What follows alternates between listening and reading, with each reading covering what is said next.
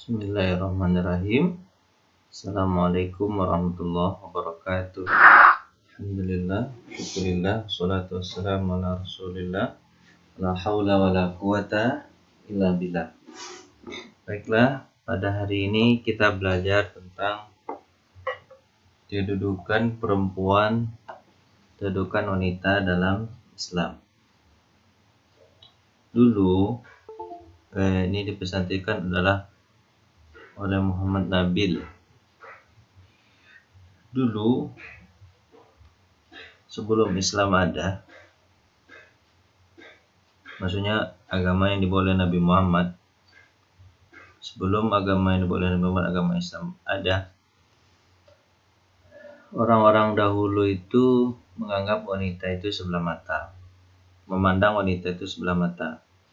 Contoh misalnya orang pada masa agama Yahudi Nasrani, perempuan didiskriminasi dengan tidak boleh ikut sholat di tempat ibadah mereka. Itu dulu.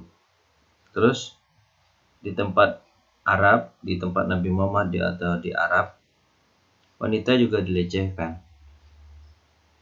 Wanita bisa diperjualbelikan, wanita bisa dijadikan budak, wanita bisa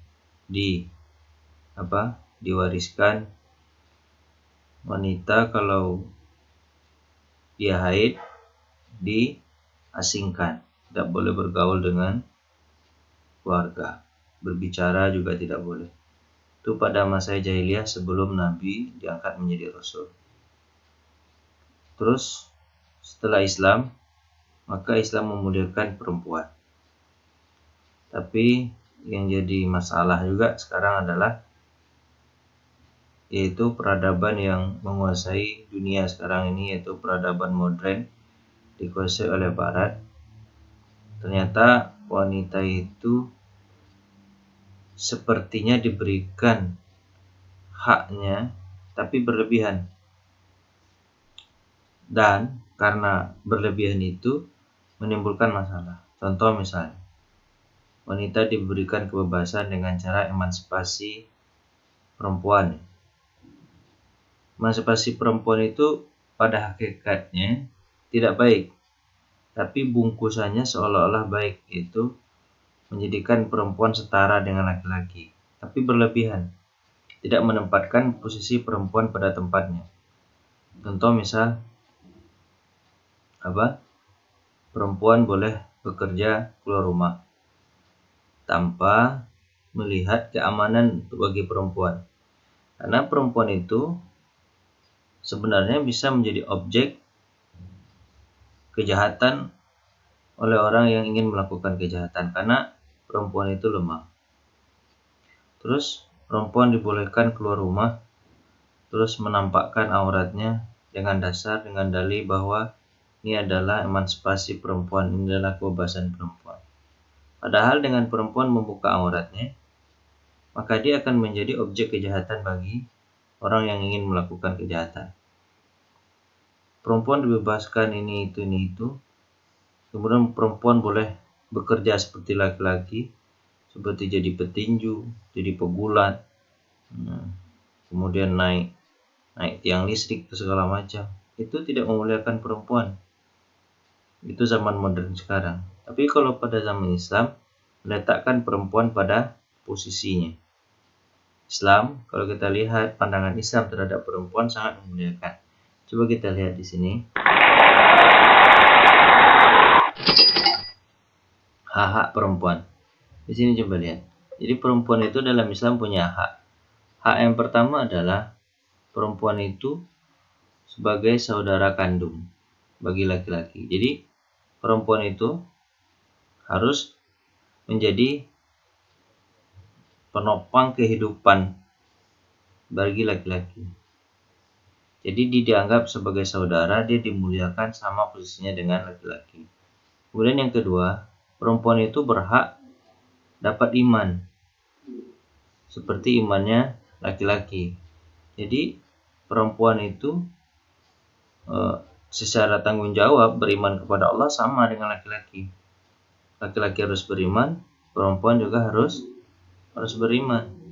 Kalau laki-laki beriman masuk surga, perempuan beriman juga masuk surga. Haknya juga harus mendapatkan keimanan, haknya juga harus mendapatkan pengajaran agama. Ini surat-surat yang sudah dijelaskan.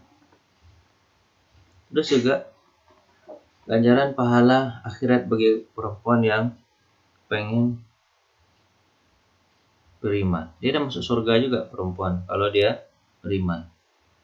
Terus pelibatan bersama kaum laki-laki dalam segala bentuk upacara keagamaan. Karena dia berhak beriman, jadi perempuan apapun bentuk upacara keagamaan wajib ikut.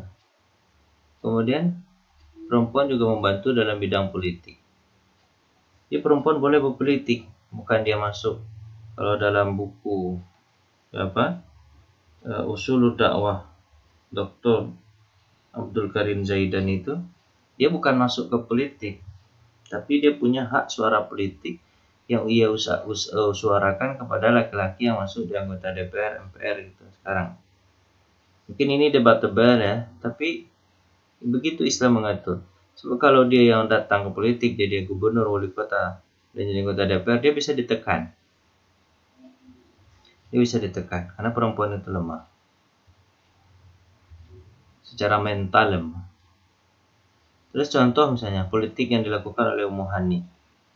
Ummu Hani itu adalah saudara kandung Ali bin Abi Thalib. Ketika penaklukan kota Mekah, Rasulullah SAW mengatakan, Ikrimah bin Abi Jahal boleh dibunuh. Dia melapor ke Ummu Hani, Ikrimah ini, karena dia kejahatan dia kan, kemudian Nabi membolehkan dia untuk dibunuh. Tapi dia mengadu kepada Ummu Hani minta perlindungan. Ummu Hani ini adalah saudara kandungnya Ali bin Abi Thalib. Kemudian apa kata Ummu Hani? Ikrimah dia adalah di atas perlindunganku. Maka laporkan kepada Nabi, Ummu Hani telah melindungi Ikrimah bin Abi Jahal. Apa kata Rasulullah? Apa yang dilindungi oleh Ummu Hani, kami juga melindungi. Akhirnya Ikrimah tidak jadi dibunuh. Ini adalah hak perempuan. Dia hak perempuan dalam berpolitik. Dia tidak masuk dalam politik, tapi dia bisa menyuarakan politik tersebut melalui jalur-jalur yang dibolehkan, seperti melalui jalur suaminya atau anak. Hak wanita dalam bidang pendidikan. Jadi perempuan itu harus pintar. Kenapa? Kalau perempuan pintar, dia juga bisa memintarkan anak-anaknya dan bisa menyelesaikan masalah suaminya. Itu hak perempuan. Terus hak perempuan dalam bidang harta kekayaan. Dia dapat harta warisan perempuan. Dulu mungkin perempuan tidak dapat harta warisan, tapi pada Islam dia dapat harta warisan. Dia dihargai dan dia dapat mahar perempuan tersebut. Pokoknya dalam masalah harta, perempuan didahulukan.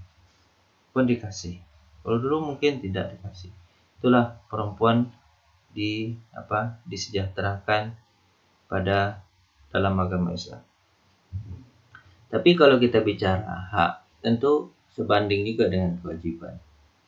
Perempuan itu juga punya kewajiban. Kewajiban perempuan itu sebagai seorang ibu. Jadi perempuan harus menjadi ibu bagi anak-anaknya, mengayomi, mendidik anak-anak. Kalau perempuan tidak bertanggung jawab terhadap anak-anaknya, dia akan ditanya oleh Allah.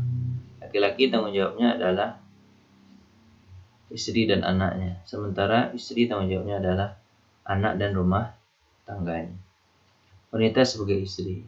Dalam Al-Quran sebenarnya bicara tentang istri, wanita lebih banyak porsinya sebagai istri daripada sebagai ibu. Kenapa? Karena ada wanita yang tidak punya anak. Tapi rata-rata perempuan itu jadi istri itu lebih lama daripada jadi ibu. Makanya jadi istri sangat banyak pedomannya bahwa istri itu harus patuh kepada suami. Kemudian wanita sebagai saudara kandung. Kalau dia belum menikah, dia menjadi saudara kandung bagi laki-laki. Dia akan menasihati saudara-saudaranya. Wanita sebagai pendidik, kewajiban dia harus mendidik. Mendidik siapa? Mendidik anaknya. Wanita bertanggung jawab terhadap Allah dan agamanya, dia harus beragama. Wanita bertanggung jawab terhadap diri sendiri, bertanggung jawab terhadap keluarga, wanita bertanggung jawab terhadap masyarakat dan bangsa, wanita bertanggung jawab terhadap tanah. Dia bertanggung jawab juga. Misalnya, jika tidak ada laki-laki untuk berjihad, maka perempuan boleh ikut berjihad, mengangkat pedang. Kalau tidak ada lagi, tapi kalau ada masih kewajiban bagi laki. Jadi sebenarnya Islam itu memberikan porsi-porsinya tersendiri. Ini bagian laki-laki, ini bagian perempuan, dan saling membantu untuk menyelesaikan masalah-masalah yang ada di atas dunia ini. Itu mungkin yang bisa kita sampaikan, peran wanita dalam Islam atau tanggung jawab wanita dalam Islam, pandangan Islam terhadap wanita, menjadi kuis buat kita nanti kalian tulis di soal nomor 1, sebutkan itu satu buah aja, banyak. Sebutkan satu buah hak wanita dalam Islam. Sebutkan satu buah hak wanita dalam Islam. Tuliskan di jawaban nomor 1. Terima kasih. Kita tutup dan baca hamdalah. Alhamdulillahirabbil alamin. Assalamualaikum warahmatullahi wabarakatuh.